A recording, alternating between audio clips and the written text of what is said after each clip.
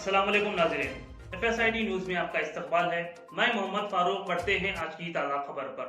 Misa Mahbubnagar indoor sports arena near new RTO office Raichur road महबूब नगर।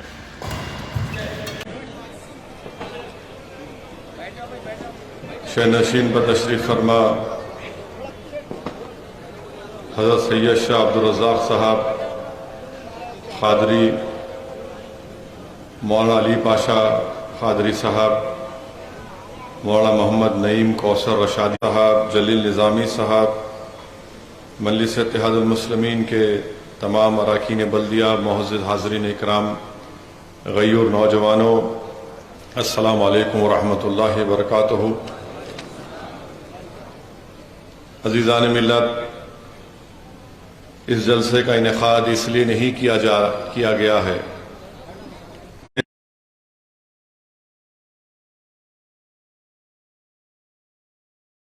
से कम है।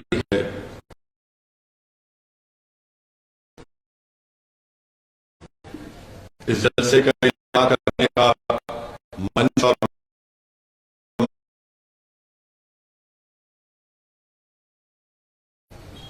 हम अपने बुजुर्गों की उन कुर्बानियों को याद करें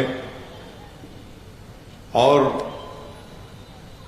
ज़माने को और दुनिया को ये भी बताएं कि यकीनन वतन अजीज़ को आज़ादी मिली, मगर आज़ादी की जंग में हम सिर्फ पसीना बहाने वालों को याद नहीं कर सकते और जान की कुर्बानी देने वालों को हम उनको फरामोश नहीं कर सकते।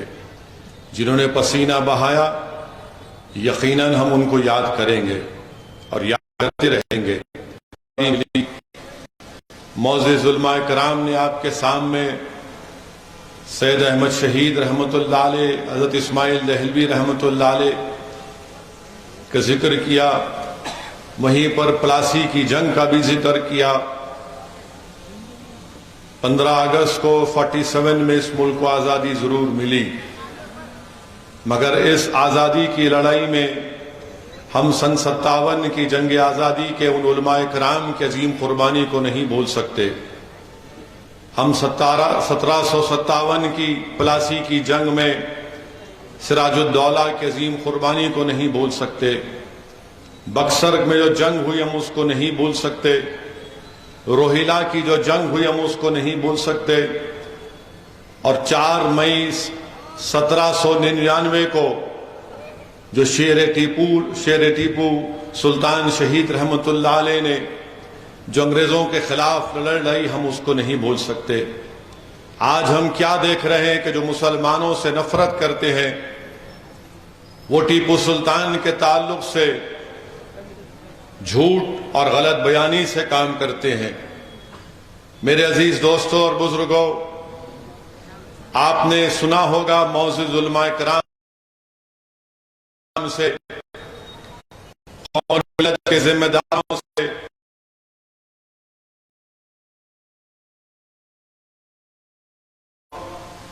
बड़ी खुशी में आकर कहा कि टीपू आज शहीद हो गया, आज हम भारत जीत चुके हैं। मेरे अजीज दोस्तों और बुजुर्गों, अजीम टीपू सुल्तान की जिंदगी पढ़ने के लायक है और मैं आपसे गुजारिश करूंगा कि जनाब इलियास नदवी भटकली की जो किताब है टीपू सुल्तान के ऊपर, उसको जरूर उसका मुताला करें। अगर नौजवानों को वक्त मिला, जिसको उर्दू नहीं आती, अंग्रेजी में भी वो किताब दस्तयाब है, क्योंकि टीपू सुल्तान की जिंदगी के वाकयात पढ़ने से ही हमको मालूम होगा कि टीपू सुल्तान की अंग्रेजों से जंग और टीपू सुल्तान की शहादत कैसे भारत को आजादी दिलाने का एक रास्ता बताती है। मेरे अजीज दोस्तों और बुजुर्गों, शहीद टीपू सुल्तान की परवरिश के ताल्लुक से इलियास भटकली अपनी किताब में लिखते हैं कि उनके वालिद हैदर अली ने, जो खुद ज्यादा पढ़े लिखे नहीं थे, उन्होंने टीपू सुल्तान की तालीम का बेहतरीन इंतजाम किया और टीपू सुल्तान को इतना काबिल बनाया कि टीपू सुल्तान ना सिर्फ दीन के बारे में जानते थे बल्कि टीपू सुल्तान फारसी, अरबी, कन्नड़ा और फ्रेंच जबान भी बोलना और लिखना जानते थे। जब हैदर अली उनके वालिद ने टीपू सुल्तान से पूछा कि तुमको क्या तोहफा चाहिए, तो टीपू सुल्तान ने कहा कि मुझे एक लाइब्रेरी तोहफे में चाहिए। और उस वक्त टीपू सुल्तान की किताबें फ्रांस से मंगवाई गई। और वो टीपू सुल्तान ना सिर्फ मैदान में एक बहादुर था बल्कि एक काबिल आदमी भी था। मेरे अजीज दोस्तों और बुजुर्गों, तारीख ये बताती है कि टीपू सुल्तान ने 17 साल की उम्र में अंग्रेजों से मुकाबला किया। टीपू सुल्तान शहीद ने 17 साल की उम्र में अंग्रेजों से मुकाबला किया। और टीपू सुल्तान जब सुल्तान बने अपने वालिद के इंतकाल के बाद, तो सिर्फ 17 साल उनकी हुकूमत रही। 17 साल में टीपू सुल्तान ने साहिली इलाकों में फैक्ट्रियां बनाई, असलह बनाने की फैक्ट्रियां बनाई, रॉकेट बनाने की फैक्ट्री बनाई। और टीपू सुल्तान ने ऐसे रॉकेट बनाए कि बड़े बड़े एमुनेशन बनाने वाले भी आज भी टीपू सुल्तान को सलाम करते और खराज अकीदत पेश करते हैं कि दुनिया की जंग में अगर किसी ने रॉकेट में बेहतरी पैदा की तो उसका नाम टीपू सुल्तान था। टीपू सुल्तान, अब भाई साहब खामोश बैठिए, यह सियासी जलसा नहीं है। टीपू सुल्तान ने सिल्क की फैक्ट्री कायम की। टीपू सुल्तान ने उस वक्त टाइप बनाने का तरीका इजाद किया और उर्दू अखबार टीपू सुल्तान निकालता था। पहली जंग टीपू सुल्तान ने 17 साल की उम्र में अंग्रेजों के खिलाफ लड़ी। दूसरी जंग टीपू सुल्तान ने 1880, 4 साल टीपू और हैदर अली ने अंग्रेजों से जंग लड़ी। तंजौर में टीपू सुल्तान को कामयाबी मिली और इस 4 साल जंग के दौरान हैदर अली रहमतुल्लाह अलैह का इंतकाल हो जाता है। तीसरी मर्तबा टीपू सुल्तान ने जंग लड़ी तो अंग्रेजों के साथ मराठा और निजाम थे। टीपू सुल्तान को कामयाबी नहीं मिली। टीपू सुल्तान को कामयाबी नहीं मिलने का गम इतना था कि मौर्रख लिखता है कि टीपू सुल्तान उस वक्त से तीसरी जंग जो अंग्रेजों के खिलाफ लड़ी टीपू सुल्तान ने, वो जमीन पर पत्थर पर सोते थे। उनको इतनी तकलीफ थी कि मैं अंग्रेजों से कामयाबी हासिल नहीं कर सका। चौथी जंग जो हुई अंग्रेजों के खिलाफ टीपू सुल्तान की, तो चार जंगे टीपू सुल्तान ने अंग्रेजों के खिलाफ लड़ी। मेरे अजीज दोस्तों, लिखने वाले ने लिखा कि टीपू सुल्तान ने एक आलीशान मस्जिद को तामीर किया जिसका नाम मस्जिद आला रखा। टीपू सुल्तान ने उसमें 4 कतबे तामीर लिखवाए उस वक्त के मशहूर खत्तातों से। उसमें एक कदवे में मस्जिद का जिक्र, एक में अल्लाह सुब्हानहू तआला के 99 अस्माए हसना, एक कदवे में रसूलुल्लाह सल्लल्लाहु अलैहि वसल्लम के 99 अस्माए ग्रामी, और चौथे कदवे में टीपू सुल्तान ने जिहाद पर खत्तातों से लिखाया। और उस मस्जिद के ताल्लुक से कहा जाता है कि टीपू सुल्तान की जब उम्र 7 साल की थी तो किसी एक अल्लाह के वली ने टीपू सुल्तान के चेहरे को देखकर कहा कि एक दिन तू मैसूर का बादशाह बनेगा। और टीपू सुल्तान से कहा कि जब तुम मैसूर का बादशाह बन जाओगे तो तुम मस्जिद को तामीर करना। उस वक्त उनके वालिद महज एक मुलाजिम थे, हैदर अली एक मुलाजिम थे। मैं इस बात का जिक्र इसलिए कर रहा हूं कि टीपू सुल्तान की जिंदगी को पढ़ना बेहद जरूरी है। इसी से नौजवानों को, हम सबको एक हौसला मिलता है नाइंसाफी के खिलाफ करने के लिए। ये आज हम जलसा मना रहे हैं कि मुसलमानों का जंग आजादी में रोल, तो टीपू सुल्तान की कुर्बानी को कोई नहीं बुला सकता। तो रुक जाइए भाई,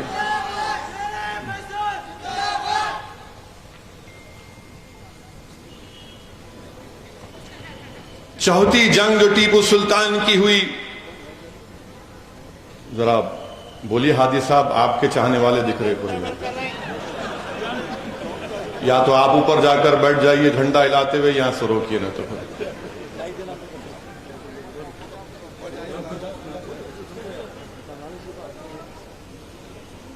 मेरे अजीज दोस्तों और बुजुर्गों,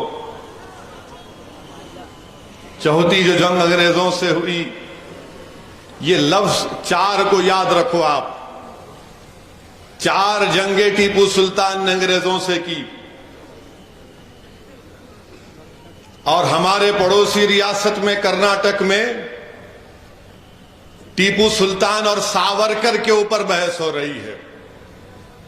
तो टीपू सुल्तान 4 बार अंग्रेजों से जंग लड़े, और जब चौथी जंग हुई टीपू सुल्तान की अंग्रेजों से, तो मीर सादिक ने गद्दारी की।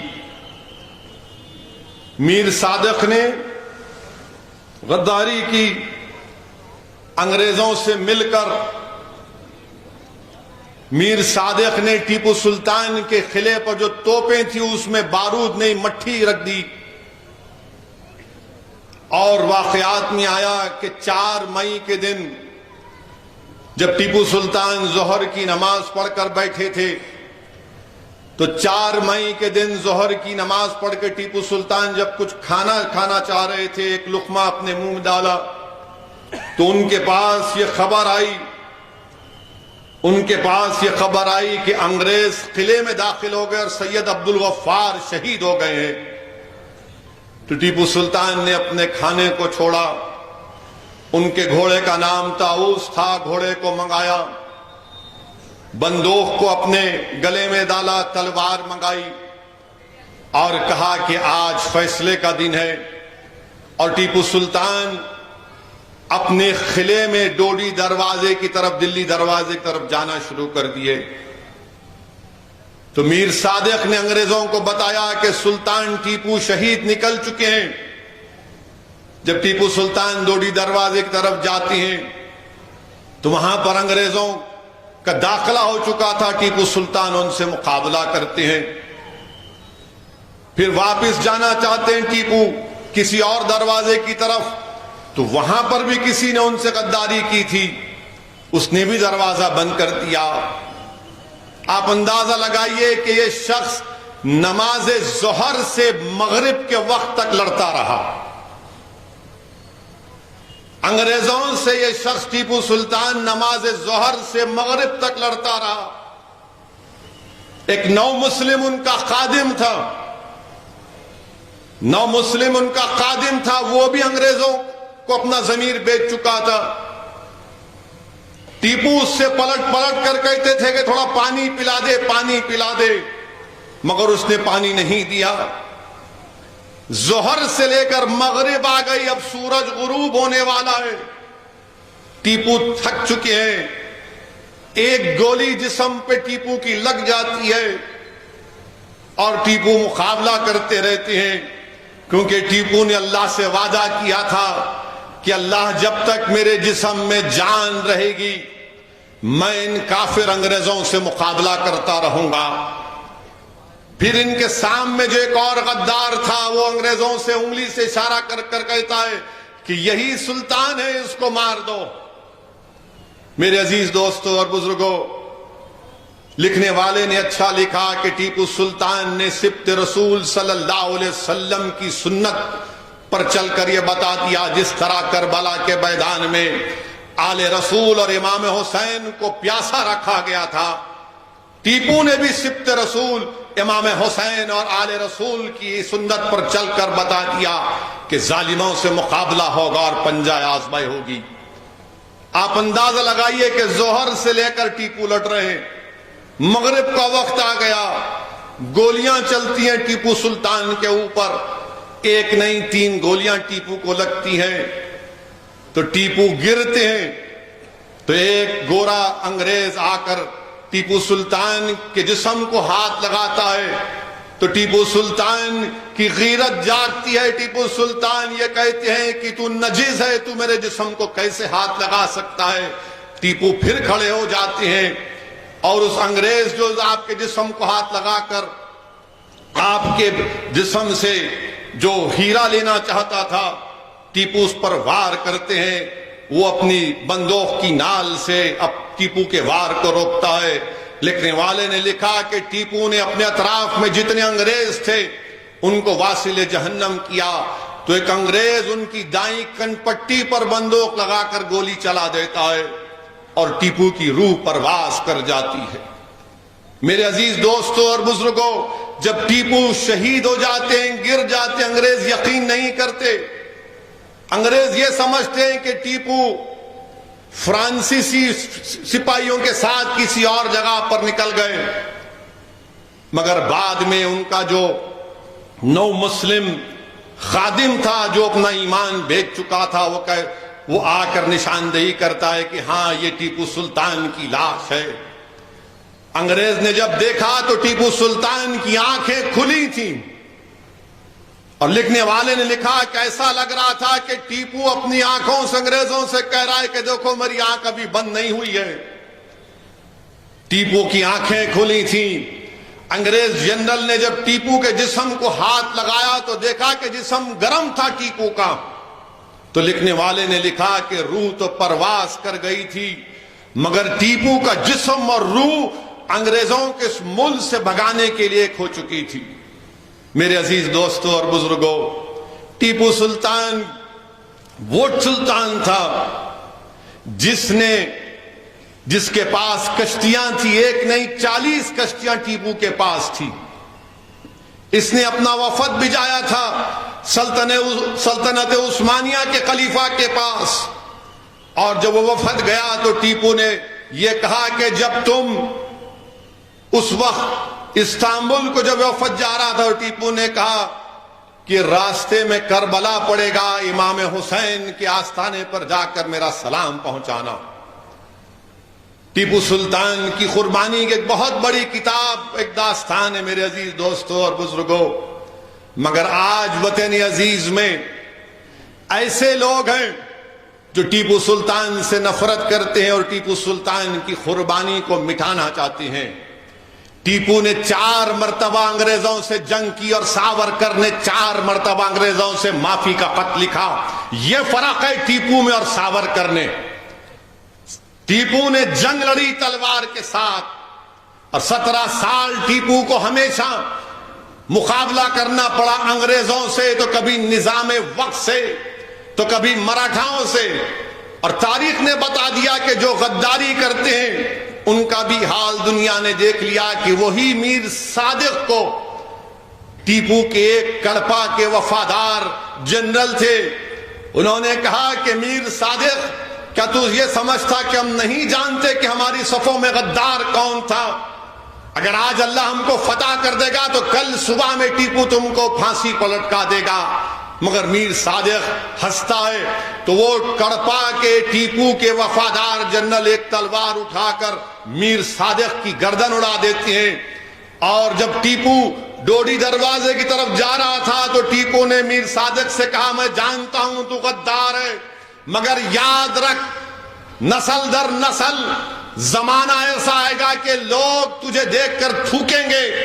और वक्त ऐसा ही आया, आज भी अगर कोई लोग मीर सादिक की कब्र के पास से गुजरते हैं तो कहते हैं कि गंदी बदबू आ रही, यहां से हट जाओ।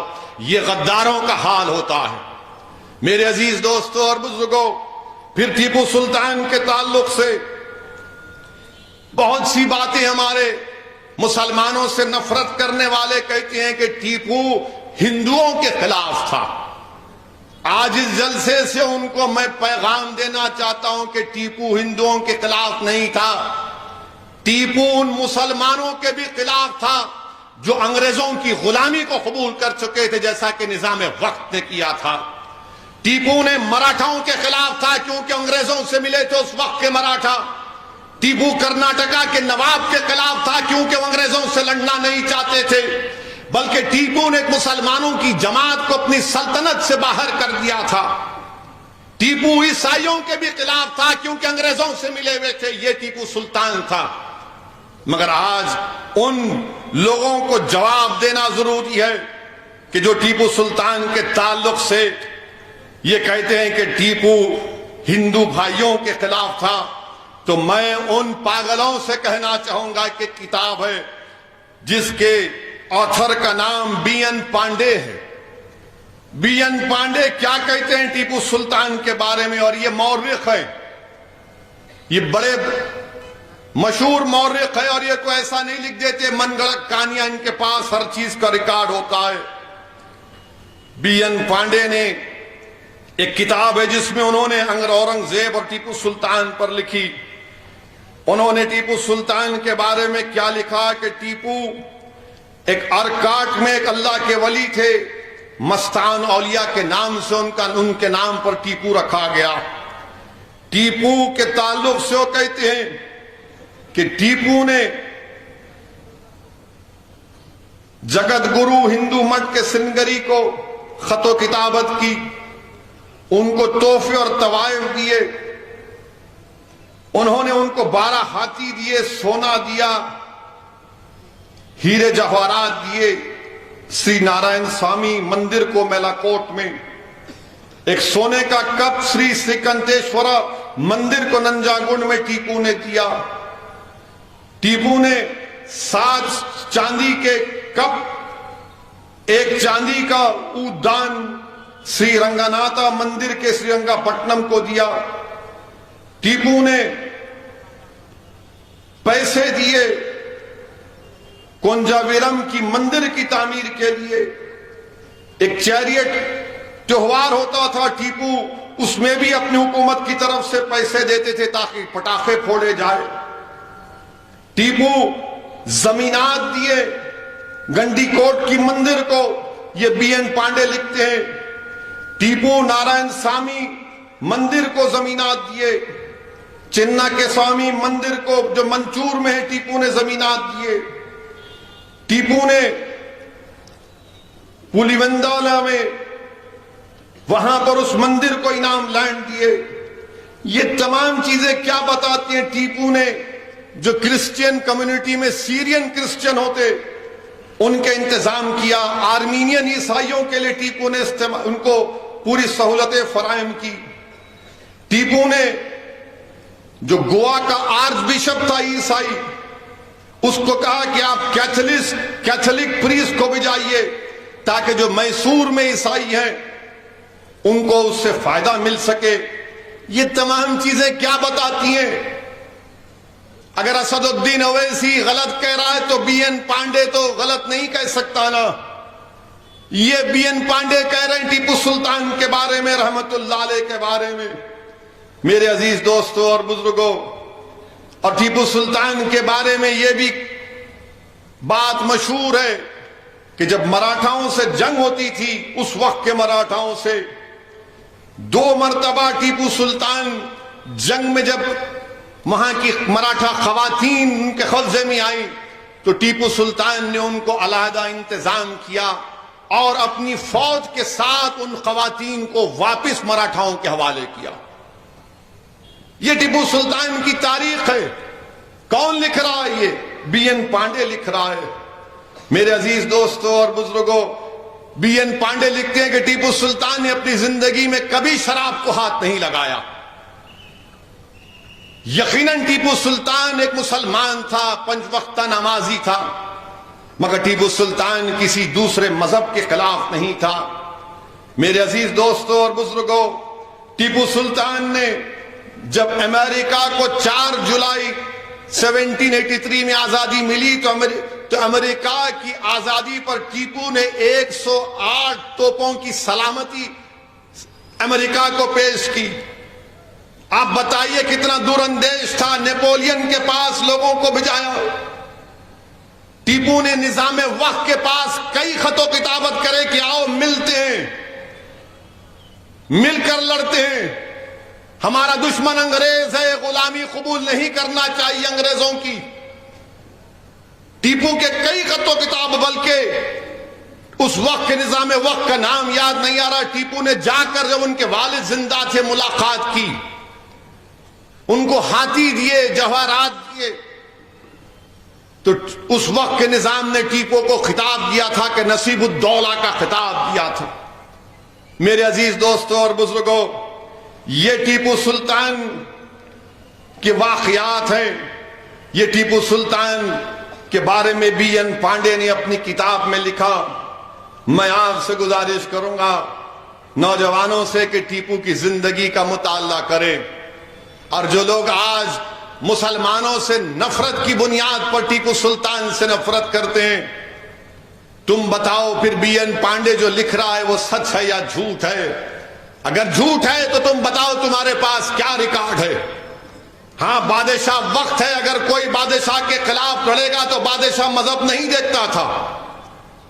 मेरे अजीज दोस्तों और बुजुर्गों, वहीं पर अगर ये बात भी अगर इनको समझ में नहीं आई तो भारत की आजादी के बाद 1950 में हमको पहला आईन मिला, कॉन्स्टिट्यूशन मिला। उस आईन की जब किताब बनाई गई थी, उस किताब में भारत के कॉन्स्टिट्यूशन में उन तमाम लोगों की तस्वीर है जो आज भाजपा के लोग टीपू से नफरत करते हैं। बताओ, क्या तुम सरदार पटेल से ज्यादा अक्लमंद थे? या तुम हो कि सरदार पटेल की मौजूदगी में जो भारत की आईन कॉन्स्टिट्यूशन बनने के बाद एक किताब छापी गई थी, कानून साज असेंबली, कॉन्स्टिट्यूशन असेंबली कहते हैं, उस किताब में टीपू सुल्तान की फोटो है।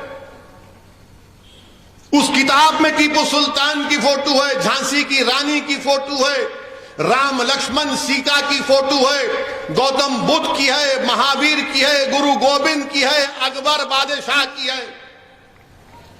अब बताओ ये लोग क्या कहेंगे जब जिन्होंने आजादी की लड़ाई लड़ी और भारत का आईन बनाया, उस पहली किताब में टीपू की फोटो डाली तो इनको बड़ी पेट में दर्द होता है आज भी। मेरे अजीज दोस्तों और बुजुर्गों, हमको टीपू सुल्तान की कुर्बानी को याद रखना पड़ेगा। टीपू सुल्तान की कुर्बानी को याद रखना पड़ेगा। जब टीपू लड़ रहे थे, अंग्रेजों ने तीनों तरफ से उनको महासरे में ले लिया था, तो उनका नौ मुस्लिम खादिम जो अपना जमीर बेच चुका था, पुकार कर कहा कि टीपू हथियार डाल दो, अंग्रेज तुमको तुम्हारी शान के मुताबिक तुमको इज्जत देंगे। तो टीपू ने कहा कि नहीं नहीं, मुझे ऐसी इज्जत नहीं चाहिए जिसमें अंग्रेजों से मुझको गुलामी करना पड़ेगा।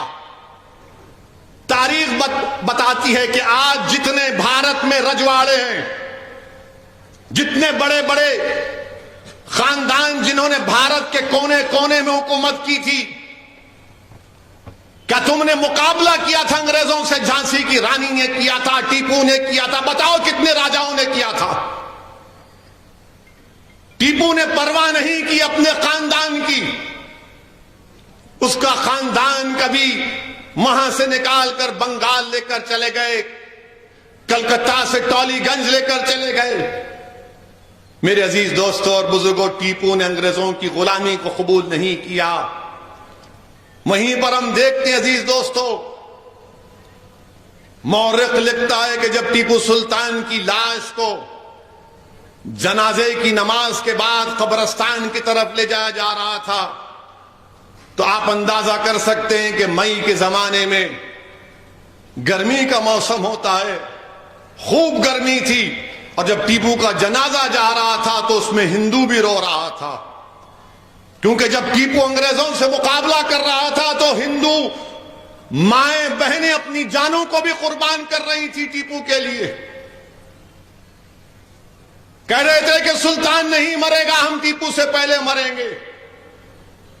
जब टीपू का जनाजा जा रहा था तो मौर्रिख लिखता है कि गर्मी इतनी शिद्दत की थी कि सन्नाटा था, लोग रो रहे थे, कोई अपने बालों को खींच रहा था।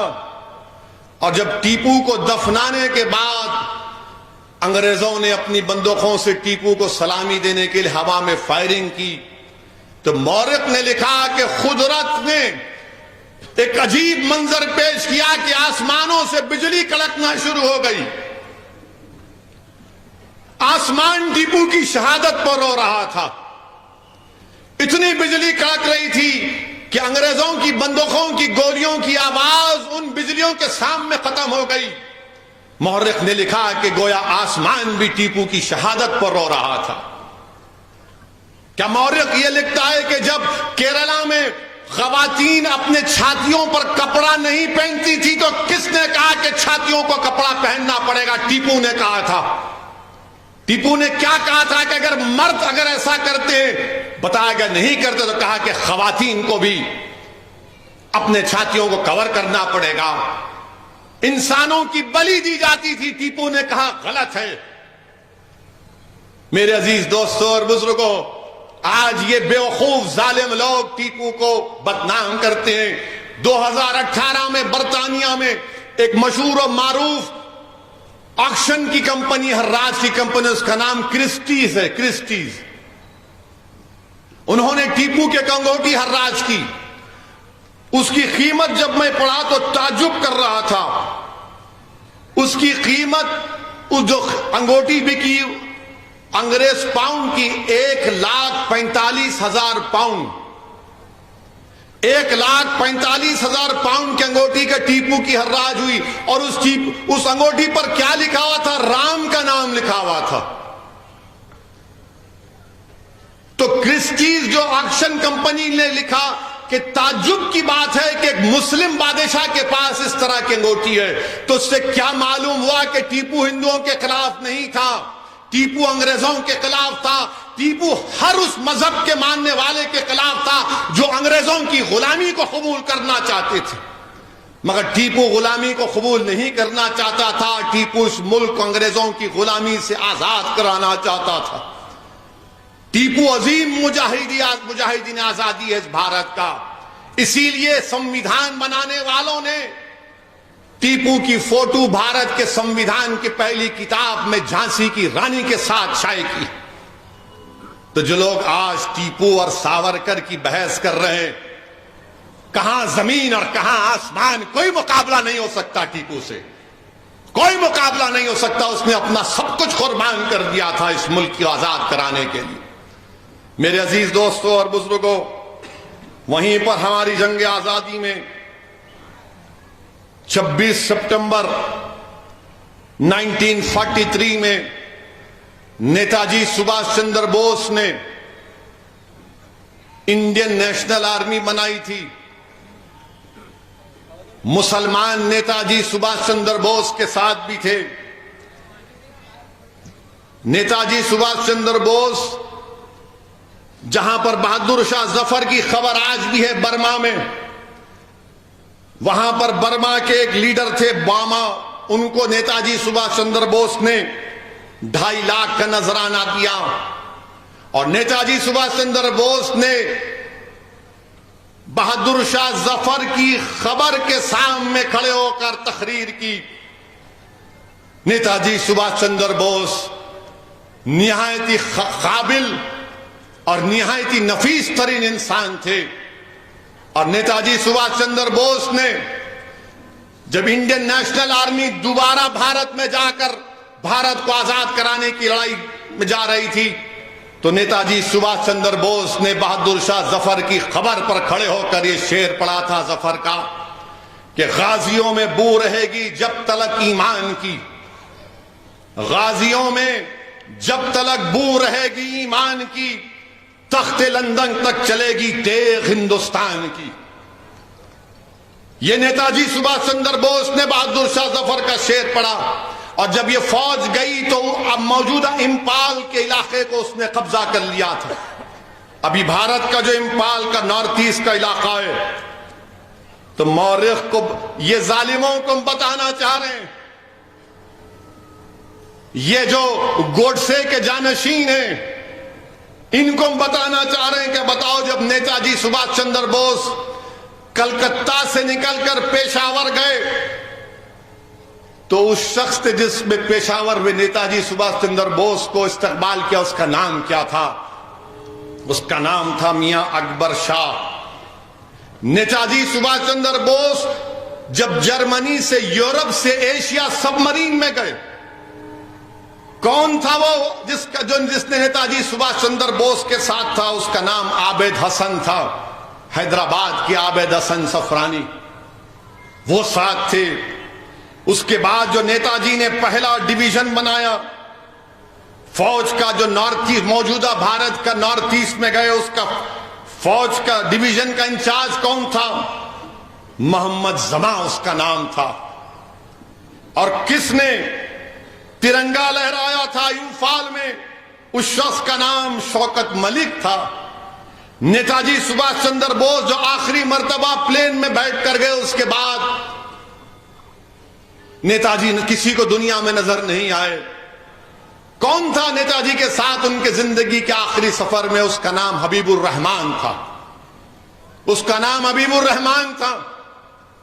नेताजी सुभाष चंद्र बोस के ताल्लुक से जब वो सिंगापुर में थे, तो सिंगापुर में आकर किसी ने कहा कि सिंगापुर के मंदिर में चलो नेताजी सुभाष चंद्र बोस, मगर सिर्फ आप आ सकते, आपकी आर्मी के लोग नहीं आ सकते। तो नेताजी ने कहा कि अगर सुभाष चंद्र बोस आएगा तो सब मेरे साथ आएंगे। ये नेताजी सुभाष चंद्र बोस थे। और फिर वहां पर दूसरी जंग अजीम के बाद अंग्रेजों ने जापान को हराया और सिंगापुर पर कब्जा किया, तो वहां से उन लोगों को गिरफ्तार कर लिया गया था। लाल किले में एक बहुत मशहूर मुकदमा चला। 5 नवंबर 1945 को लाल किले में मुकदमा चला और नेताजी की फौज में जो लोग थे सिपाही, उनको लाया गया। और फिर महात्मा गांधी उन नेताजी के सिपाहियों से मिलने गए थे, इंडियन नेशनल आर्मी के। तो महात्मा गांधी ने उन सिपाहियों से पूछा सुभाष चंद्र बोस के कि तुम कैसे हो? तो उन्हें कहा हम अच्छे हैं। किसी चीज की शिकायत है? तो सिपाहियों ने कहा कि गांधी जी, हमको जेल में रखा गया है लाल किले में, मगर हमको चाय दी जाती है, एक हिंदू की चाय और मुसलमान की चाय है, ये कैसे? तो महात्मा गांधी ने पूछा फिर तुमने क्या किया? तो उन्होंने कहा गांधी, हमने हिंदू और मुसलमान की चाय और हिंदू मुसलमान का खाना मिलाकर खाना खाते हैं। हम ना हिंदू की चाय पीते हैं, ना हिंदू की चाय पीता है, ना मुसलमान की चाय पीता है। मेरे अजीज दोस्तों और बुजुर्गों, उसी लाल किले के मुकदमे में एक आवाज आ रही थी, नारे लग रहे थे पूरे भारत में। क्या नारे लग रहे थे पूरे भारत और दिल्ली की गली कूचों में?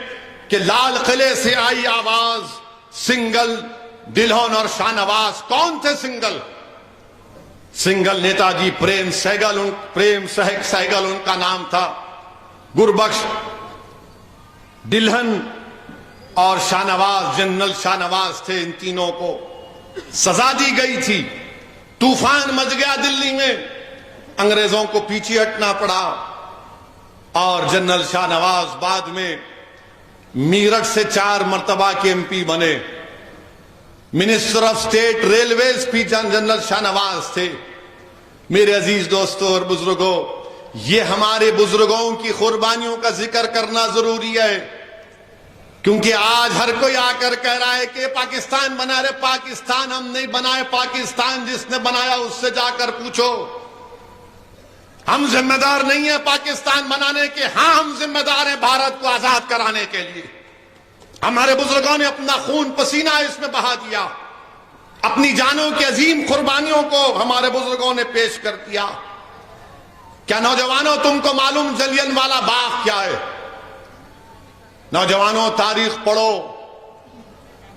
तुम अपनी जिंदगी का मकसद सिर्फ सेल फोन मत बनाओ। तुम्हारी जिंदगी का मकसद सिर्फ इंस्टाग्राम या स्नैपचैट नहीं है। तुम्हारी जिंदगी का मकसद यह कि कितने लाइक्स तुम्हारी फोटो पर आए। तुम्हारी जिंदगी का मकसद यह भी होना चाहिए कि तुम तारीख पढ़ो, अपने बुजुर्गों की कुर्बानियों को याद करो। जलियनवाला बाग कब हुआ? 13 अप्रैल 1919 को जलियनवाला बाग हुआ। उस वक्त के मुजाहिदीन आजादी को गिरफ्तार कर लिया गया था। रूलट एक्ट के खिलाफ सैफुद्दीन, डॉक्टर सैफुद्दीन के चलो तो हिंदू, मुसलमान और सिख निकल गए, एहतजाज करने के लिए निकल गए। तो उस वक्त अंग्रेज जनरल डायर आया और देखा कि मजमा सन्नाटा है, एक शख्स तकरीर कर रहा है। जनरल डायर को बड़ी तकलीफ हुई, उसके गुरूर को, उसके अना को ठेस पहुंची। उसने फौज से कहा गोली चलाओ, फायर करो। 1000 लोग मर गए उसमें, 1000 लोग मर गए, बच्चे, बूढ़े, ज़ईफ सब मर गए उसमें, 1000 लोग। और उस जलियांवाला बाग में मरने वालों का नाम आपके सामने रखता हूं। अब्दुल खालिक साहब, कारपेट फैक्ट्री के मुलाजिम, 70 साल के हैं। अब्दुल्ला वल्द लाल मोहम्मद 20 साल के। अहमददीन करीम बख्श के बेटे 20 साल के। अहमद खान 11 साल का बच्चा, कमसिन बच्चा। बरकात अहमद 20 साल के। इलाही बख्श, फतेह मोहम्मद, शमसुद्दीन, शेख जान, उमर बख्श, फेरोजुद्दीन, यानी हिंदू मुसलमान सबका सिख का खून इसमें शामिल था, क्योंकि भारत को आजाद करना था। मैं इसलिए जिक्र कर रहा हूं मेरे अजीज दोस्तों और बुजुर्गों, ताकि जलियांवाला बाग में मुसलमान भी शहीद हुए, याद रखना जरूरी है, हिंदू भाइयों के साथ और सिख भाइयों के साथ। और मौरिख, अंग्रेज मौरिख लिखता है the other side of mutiny में एक चश्मदीद औरत का वाकया लिखता है कि वो औरत अपने शौहर को तलाश करने निकली तो लाशों के ढेर से उसकी शौहर की लाश निकली। वो गम में निढाल होकर अपनी शौहर की लाश के पास बैठ गई तो उसने देखा कि एक बच्चा, 10 मासूम बच्चा, कमसिन बच्चा रो रहा है, जख्मी है। तारीख में आया कि 1000 लोगों को जनरल डायर ने गोली मारकर हलाक किया, उतने ही 1200 के करीब लोग जख्मी थे। एक कमसिन बच्चा था तो ये खातून उस बच्चे को दिलासा दे रही थी और एक बच्चा कह रहा था कि मुझे मेरी अम्मा याद आ रही है, तुम मत जाओ यहां से, तुम मेरा हाथ छोड़कर मत जाओ। वो औरत ये कहती है, वो अंग्रेज मौरिख को, कि मैंने कई लोगों को पानी की भीख मांगते सुना, मैंने कई जख्मियों को देखा। उस औरत ने कहा कि मैंने कुत्तों को उस लाशों को खाते हुए देखा। ये मुल्क को हमको आजादी मिली, ऐसे नहीं मिली मेरे अजीज दोस्तों और बुजुर्गों। टीपू सुल्तान के साथ 10,000 लोगों ने जामे शहादत को नोश फरमाया था। 10,000 लोग टीपू सुल्तान के साथ शहीद हुए। जलियांवाला बाग में 1000 लोग शहीद हुए। ये औरत चश्मदीद गवाह है। चौरी चौरा का वाकया, चौरी चौरा के पुलिस स्टेशन के पास कौन जिम्मेदार था चौरी चौरा का? अब्दुल्ला और लाल मोहम्मद। अब्दुल्ला और लाल मोहम्मद चौरी चौरा के वाकये के मुजाहिदीन थे। और अंग्रेजों ने क्या किया? चौरी चौरा में भून दिया लोगों को। अब्दुल्ला और लाल मोहम्मद को फांसी के तख्ते पर लटका दिया। चौरी चौरा का वाकया पढ़ो। ये लोग वो लोग थे जो अपने कारोबार के एतबार से चूड़ियां बेचते थे। आज हमने क्या कर दिया? मध्य प्रदेश इंदौर में वही चौरी चौरा के चूड़ी बेचने वालों का एक शख्स जब चूड़ी बेचने गया तो वहां पर मध्य प्रदेश में उसको जेल में डाल दिया गया, इन्हें से लगाकर कि उसने किसी से छेड़खानी की। 75 साल की आजादी का जश्न मना रहे हैं, चौरी चौरा के उन जानशीनों को जेल में डाल दिया जाता है। मेरे अजीज दोस्तों और बुजुर्गों, नौजवानों, क्या तुम जानते हो कि शोलापुर में गांधी को गिरफ्तार जब मालूम हुआ तो शोलापुर शहर में अब्दुल रशीद और कुर्बान हुसैन नौजवान थे। गांधी की गिरफ्तारी की खबर मिली तो शोलापुर के माहौल को उन्होंने गर्म कर दिया और कहा कि गांधी को गिरफ्तार किया गया, और पूरे शोलापुर में एहतजाज किया। और अंग्रेजों ने अब्दुल रशीद और कुर्बान हुसैन पर बगावत का इल्जाम लगाकर ये शोलापुर के इन अजीम मुजाहिदीन को तख्ते पर लटका दिया। मुसलमानों, क्या तुम जानते हो कि शेख मजहर नानतवी कौन थे? उलमा जानते हैं शेख मजहर नानतवी कौन थे। और शेख मजहर नानतवी रहमतुल्लाह अलैह की एक आदत थी कि अपनी जबान से हमेशा अपने होंठ को चूसते रहते थे। अपनी जबान से अपने होंठ को चूसते रहते थे। लोग बोलते ये क्या करते हैं हजरत, अपनी जबान से होंठ को चूसते रहते हैं, क्या वजह हो, ये आदत क्यों पड़ी? एक शख्स था पीछे पड़ गया और पूछा कि शेख बताओ, शेख मजहर नानवी साहब, आपकी ये आदत क्यों है कि आप अपनी जबान से होंठ को क्यों चूसते हैं? तो शेख मजहर नानवी रहमतुल्लाह अलैह ने बताया कि शामली की जब अंग्रेजों से जंग हुई थी, हाजी इमदादुल्लाह महाजिर मक्की रहमतुल्लाह अलैह के साथ मैं था। हाजी इमदादुल्लाह महाजिर मक्की बानिए जामे निजामिया अनवरुल्लाह शाह फारूकी के पूरे मुर्शिद हैं। हम इन हाजी इमदादुल्लाह महाजिर मक्की के साथ थे। उन्होंने कहा कि मौलाना रशीद अहमद गंगोही रहमतुल्लाह अलैह साथ थे, उनके भाई मौलाना मोहम्मद मुनीर नानवी थे, कासिम नानवी थे। शेख मजहर नानवी कहते हैं कि मेरे पैर में गोली लगी और मैं अचानक क्या देखता हूं कि आसमान से हूरें उतर रही हैं, आसमान से हूरें उतर रही हैं, और जिसकी रूह कब्ज होने वाली रूह है उनसे कह रही ये लो, ये अपना, या उनके हाथों में एक जाम था, इसको पियो, इसको पियो। तो अचानक एक हूर शेख मजहर नानवी के पास आकर उनको भी प्याला दिया और वो अपना प्याला मुंह को लगाए थे कि एक और आकर कहा कि नहीं, इसका वक्त अभी नहीं आया है, इसका वक्त अभी नहीं आया है। तो शेख मजहर नानवी ने कहा कि मैंने थोड़ा सा उसकी मिठास को अपने लब पर महसूस किया तो हमेशा उसको याद करता हूं। ये हमारे बुजुर्गों की कुर्बानियां हैं। और आज जब मुसलमानों को जेल में डालकर, झूठे केसों में डालकर, मदरसों के बच्चों को जेल में डालकर कहा जाता है कि ये ह्यूरों की ख्वाहिश में मुल्क से गद्दारी कर रहे हैं, अरे जालिमों, शेख मजहर नानवी की कुर्बानी को पढ़ो।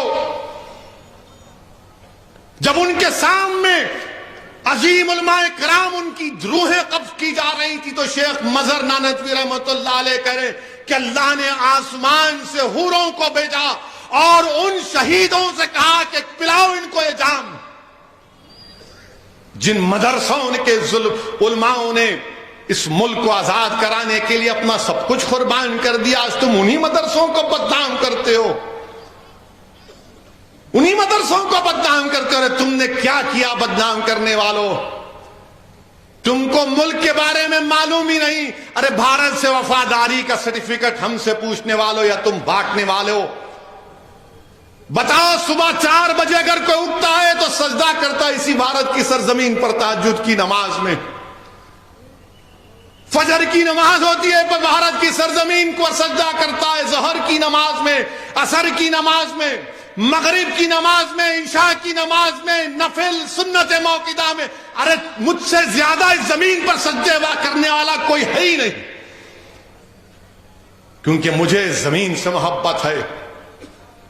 और फिर बोलते कि ये भारत तुम्हारा नहीं है, तुम दूसरे दर्जे के शहरी बना दिए जाओगे। जालिमों, याद रखो, हम मुसलमानों का अकीदा ये है कि जब अल्लाह सुब्हानहू तआला ने हजरत आदम अलैहिस्सलाम को दुनिया में भेजा तो हजरत आदम अलैहिस्सलाम जो सबके डैडी हैं, बाबा हैं, वो भारत को आए थे। उलमा मौजूद हैं, पूछ लीजिए। हजरत आदम अलैहिस्सलाम भारत से कई मर्तबा हज करने गए, वो भारत को नहीं छोड़े, हज करके वापिस आए। और हमारा अकीदा यह है कि सब हजरत आदम अलैहिस्सलाम की नस्ल से हैं, वो सबके बाप हैं।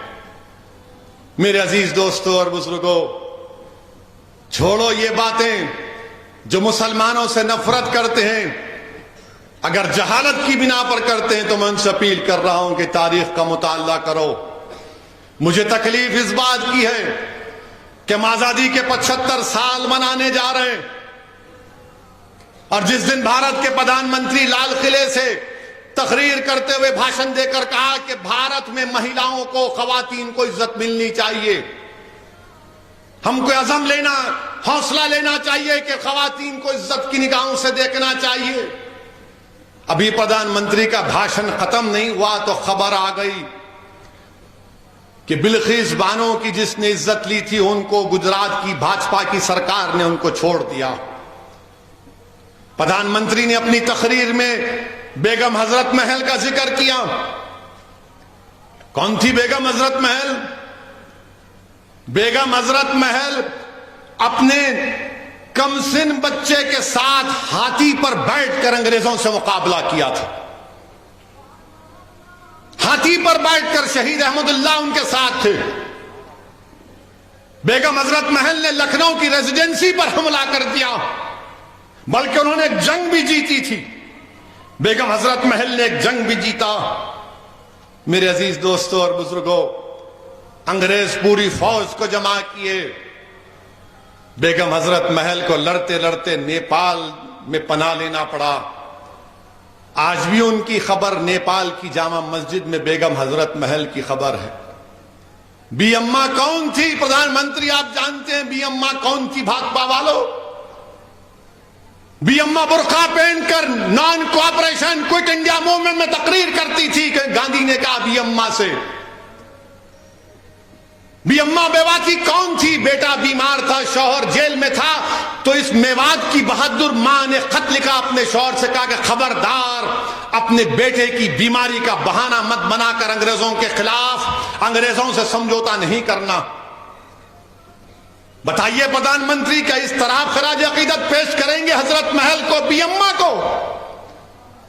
क्या इसीलिए बी अम्मा हजरत महल ने इस मुल्क के लिए कुर्बानी दी कि उनकी बेटी जिसका नाम बिल्किस बानो है उसको इज्जत लूटने वालों को छोड़ दिया जाएगा? कौन है बिल्किस बानो? 2002 में बिल्किस बानो को गुजरात के उस प्रोग्राम में, जेनोसाइड में, बिल्किस बानो को उसके पड़ोसियों ने उसकी इज्जत लूटी। वो बिल्किस बानो जो पड़ोसियों को चचा कहती थी, उन चचाओं ने बिल्किस बानो की इज्जत लूटी। वो बिल्किस बानो जिसके हाथ में चूड़ियां थी, उसने उसकी इज्जत लूटने वालों की दुकान से उस वक्त चूड़ियां पहनी हुई थी, उसने उसकी बिल्किस बानो की इज्जत लूटी। बिल्किस बानो हामिला थी जब उसकी इज्जत लूटी गई। बिल्किस बानो की 3 साल की बच्ची थी, जिसको उसकी सामने उस 3 साल के बच्ची को लेकर उसके सर को पत्थर से मारकर कत्ल कर दिया गया। उसके बाद बारी बारी से जालिमों ने बिल्किस बानो की इस्मत रेजी की। बिल्किस बानो के सामने उसकी मां को और 4 रिश्तेदारों की इज्जत लूटकर उनका कत्ल कर दिया गया। बिल्किस बानो बरहाना हो चुकी थी, कपड़ों का टुकड़ा लेकर आदिवासी भाइयों बहनों के पास भागते छुपते फिरी, वो कपड़ा दिए। बिल्किस बानो के शौहर ने अपनी बीवी को हिम्मत दिलाई। मैं सलाम करता हूं बिल्किस बानो के शौहर को। अल्लाह मुसलमान शौहरों को बिल्किस बानो के शौहर से हौसला हासिल करो कि उसने अपनी बीवी के इंसाफ के लिए अपने बीवी के हर तरह से मदद की। 2004 में मुकदमा आयद हुआ।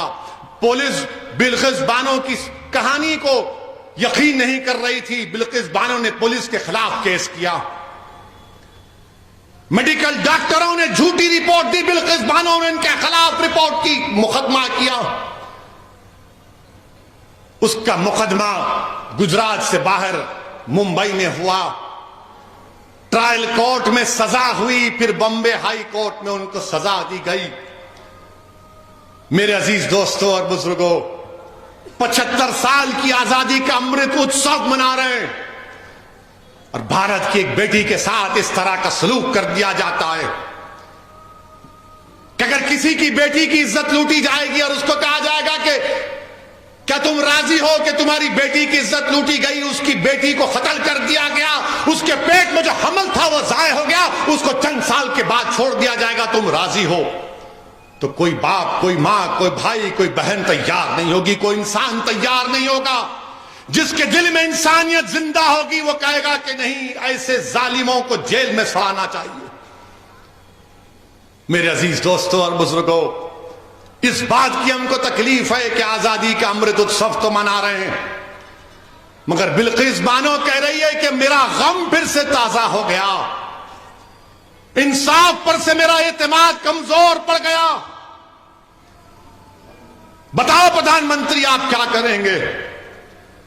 और रिव्यू कमेटी जो क्लेमेंसी दी गई सीआरपीसी में है, कानून में गुंजाइश है कि अगर कोई कैदी इतने साल जेल में रहता है तो हुकूमत के पास इख्तियार है।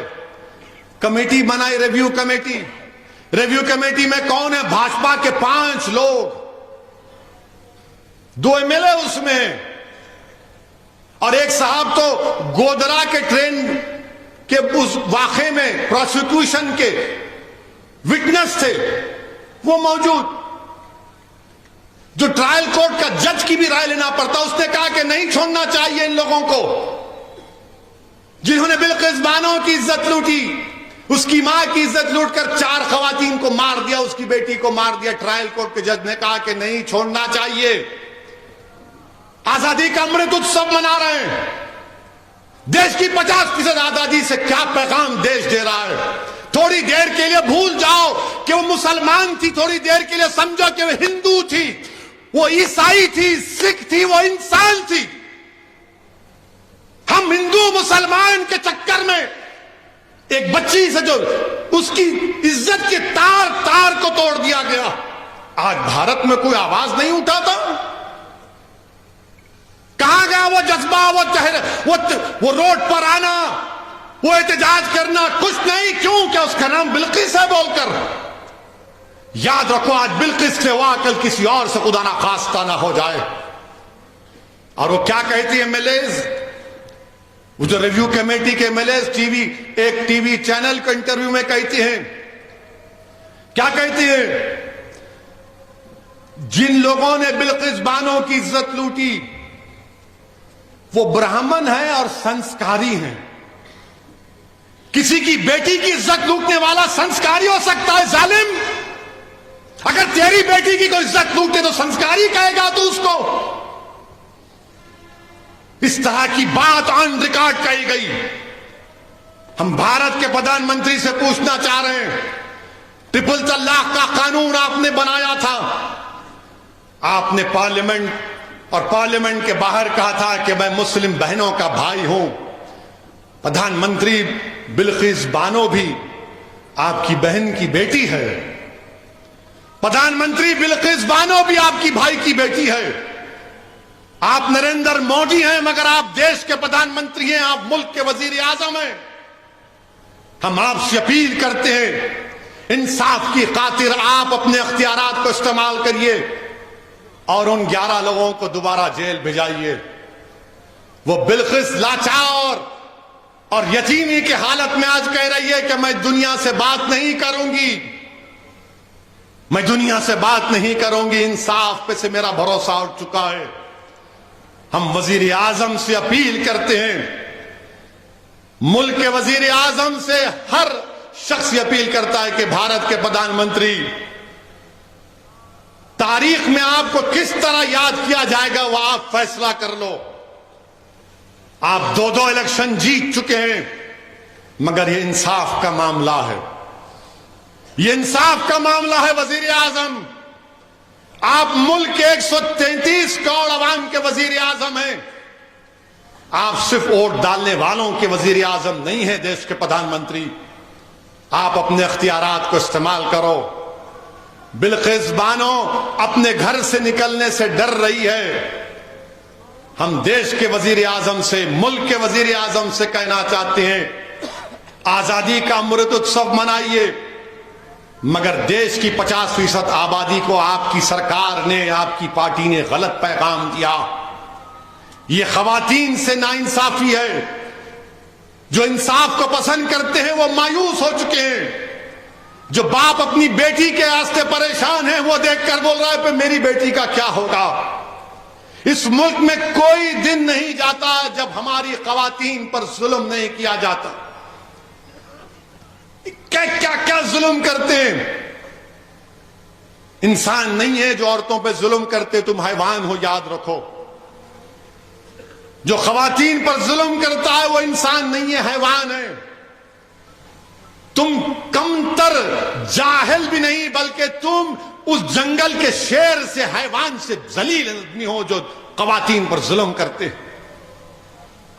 मर्द का मतलब यह नहीं है कि तुम खवातीन पर जुल्म करो। और वो जालिमों को जब जेल से छोड़ा गया तो फूल का हार, मिठाइयां बांटी जा रही हैं। ये संस्कार है। सोच लो थोड़ी देर के लिए, इतना बड़ा मजमा है। मेरी आवाज जो वीडियो पर लोग सुन रहे हैं, तुम आलम तसव्वुर में जाकर सोचो कि बिल्किस तुम्हारी बेटी है और उसको इज्जत लूटने वालों को इस तरह का सलूक किया जा रहा है। अगर तुम्हारे खून से, आंख से खून के आंसू नहीं निकलेंगे तो तुम्हारे दिल में धड़कता हुआ दिल नहीं रहेगा। मिठाई खिलाई जा रही है, पैर पड़े जा रहे हैं। अच्छा, उसमें एक वाइट शर्ट पहना हुआ एक आदमी भी था, जाकर दोबारा देखो वीडियो। वाइट शर्ट पहना हुआ आदमी कौन था मालूम आपको? वो ख्वाजा अजमेरी शेख मोइनुद्दीन चिश्ती के आस्थाने पे जो बम ब्लास्ट हुआ था, उसमें 2 आरएसएस के लोग मेंबर्स को सजा हुई थी, उसमें से एक शख्स था वो खड़ा हुआ है वहां पर। मेरे अजीज दोस्तों और बुजुर्गों, इसीलिए मैंने अपनी तकरीर में कहा था कि भारत में अगर सबसे गैर महफूज कोई समझता है अपने आप को तो मुसलमान। आज भारत में अगर सबसे ज्यादा कोई समझता है कि उसकी इज्जत नहीं की जाती तो मुसलमान। तो मीडिया के लोगों ने बड़ा वावेला मचाया। अब बताओ, मैं तुमको कह रहा हूं, क्या समझेगा मुसलमान? बताओ, तुमने बिल्किस को मुसलमान बना दिया, मुझे उसका गम है। बिल्किस को तुम भारत की बेटी अगर बना लेते तो मुझे गम नहीं होता, मगर तुमने बिल्किस को मुसलमान बना लिया और तुमने बिल्किस की तकलीफ को भुला दिया। मगर याद रखो, जुल्म एक दिन खत्म होगा इंशाअल्लाह ताला। जुल्म करने वालों ने टीपू की जान ले ली और कहा कि टीपू खत्म हो गया, मगर आज हम देखते हैं कि जालिम आज नजर नहीं आता, टीपू को शहीद करने वाले नजर नहीं आते। हमारे उलमाए कराम ने अपनी जानों की नजराने पेश कर दिए इस मुल्क की आजादी के लिए। याद रखो, जुल्म की ज्यादा जिंदगी नहीं होती है, इंशाअल्लाह ताला जुल्म खत्म होगा। मेरे अजीज दोस्तों और बुजुर्गों, मेरी आपसे सिर्फ यही अपील है कि हम 75 साल की आजादी का जश्न मना रहे हैं। यह आजादी हमको आसानी से नहीं मिली मेरे अजीज दोस्तों और बुजुर्गों। अभी हमने सुना कि शेख उल हिंद माल्टा की जेल में थे और जेल की कोठरी में नहीं थे, खुले मैदान में एक टेंट लगाकर उनके साथ 4 लोगों को रखा गया। हफ्ते में 1 दिन निकलने की इजाजत थी। शेख उल हिंद के जिस्म पर गरम गरम इस्तरी उनके पीठ पर रख दी जाती थी। जब उनका इंतकाल हुआ तो गुस्ल देने लोग गए तो उन्होंने देखा कि शेख उल हिंद के जिस्म पर ये गरम गरम इस्तरी के निशानात थे। क्या इसलिए हमारे बुजुर्गों ने कुर्बानी दी? क्या आज तुम उनको बेइज्जत करोगे? मगर याद रखो, ये लोग हमारे लिए जिंदा हैं, ये लोग हमारे लिए जिंदा हैं। हम इनको जिंदा रखेंगे और कैसे जिंदा रखेंगे? उनके रास्ते पर अपनी जिंदगी गुजारेंगे, वही ईसार और कुर्बानी के मुजाहरे करेंगे, संविधान के दायरे में रहकर इंशाअल्लाह ताला जालिम के जुल्म को रोकेंगे। मेरे अजीज दोस्तों और बुजुर्गों, अपने हिम्मत और हौसले को बरकरार रखिए, एक ताकत बनिए। टीपू सुल्तान से गद्दारी करने वाले मुसलमान, सिराजुद्दौला से गद्दारी करने वाले मुसलमान, नवासे रसूल इमाम हुसैन पर पानी बंद करने वाले मुसलमान, तो रसूलुल्लाह सल्लल्लाहु अलैहि वसल्लम को इरशाद मुबारक को याद रखिए कि रसूलुल्लाह सल्लल्लाहु अलैहि वसल्लम ने फरमाया था, उखरिज फइन्नका मुनाफिक, पहचानो इन मुनाफिकीन को, इन अपनी सफों से पहचानो कि कौन तुम्हारा दोस्त और दुश्मन है। सुबह क़यामत तक ये लोग रहेंगे, मगर आपसे अपील कर रहा हूं कि पहचानो अपनों को और अपने से जुल्म करने वालों को। तुमको दोस्त और दुश्मन की पहचान की जरूरत है। कौन तुम्हारा हमदर्द है, कौन तुम्हारा हमदर्द नहीं है, पहचानो उसको। और मैं अपनी तरफ से कह रहा हूं कि मुझे कामयाबी मिले या ना मिले, मैं लड़ता रहूंगा, मेरी जमात के रुफ़क़ा लड़ते रहेंगे इंशाअल्लाह ताला। क्योंकि जब मौरिख तारीख लिखेगा तो यह नहीं लिख सकता मौरिख कि मजलिस इत्तेहादुल मुस्लिमीन का एक जिम्मेदार असदुद्दीन ओवैसी और उसके साथी इलेक्शन के नतीजे से नाकाम होकर नाकाम बैठ गए थे। नहीं, हम नाकाम, सियासी इंतखाबात की नाकामी हमारी नाकामी नहीं हो सकती। लड़ना हमारा जिंदगी का मकसद है। हम लड़ते रहेंगे। आज नहीं मिली कामयाबी तो कल मिलेंगी। और आखिर में हमारे रियासत के चीफ मिनिस्टर का भी शुक्रिया अदा करता हूं कि उन्होंने एक लंबा जिद्दोजहद आजादी के सिलसिले में प्रोग्राम का ऐलान किया। मुझे जरा तकलीफ हुई, ताज्जुब भी हुआ कि जब अखबार में इश्तिहार आया तो एक भी मुसलमान की फोटो नहीं। तो मैं फौरन केशव राव साहब को और केटी रामाराव साहब को बताया कि भाई साहब, तेलंगाना में जो मशहूर 4 मुजाहिदीन आजादी हैं उनका तो जिक्र कर देते। मौलवी अलाउद्दीन रहमतुल्लाह अलैह, हैदराबाद की मक्का मस्जिद के इमाम, तकरीर खुतबा दिया, जिहाद पर खुतबा देकर, मजमे को लेकर वुमेन्स कॉलेज जहां पर वो रेजिडेंसी था, तुर्रेबाज खां के साथ गए। काला पानी में सबसे पहले कौन गया? मौलवी अलाउद्दीन रहमतुल्लाह अलैह के 28 साल वहां पर थे। 28 साल। तुर्रेबाज खां को गोली मारकर सुल्तान बाजार में कई दिन तक लाश को लटकाया गया। आबिद हसन सफरानी हैदराबाद के, ये जय हिंद का नारा किसने दिया? आबिद हसन ने दिया। सुभाष चंद्र बोस को नेताजी का खिताब किसने दिया? आबिद हसन ने दिया। ये जो तिरंगा का फाइनल डिजाइन किसने किया? सुरैया तैयब जी ने। ये फाइनल डिजाइन जो तिरंगे का है, आज जो मुसलमानों से बोल रहे हैं तिरंगा पकड़ो, आप तो तिरंगा 1930 में नहीं पकड़े थे। आप तो गली पकड़ लिए थे, पतली गली। समझ गए ना आप कौन थे।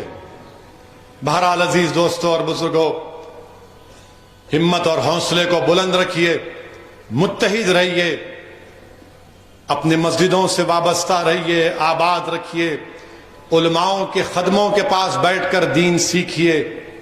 नौजवानों, तुम इस मुल्क और मुसलमानों का मुस्तकबिल हो। तुमको नेक और ताकतवर बनना है।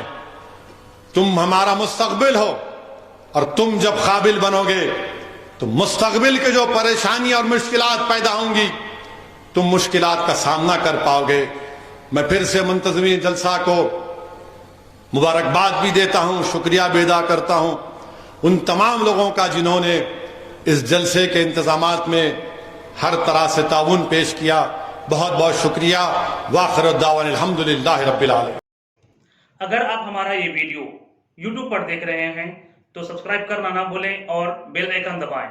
और अगर आप हमारा ये वीडियो Facebook पर देख रहे हैं तो पेज को लाइक करें और फॉलो करें।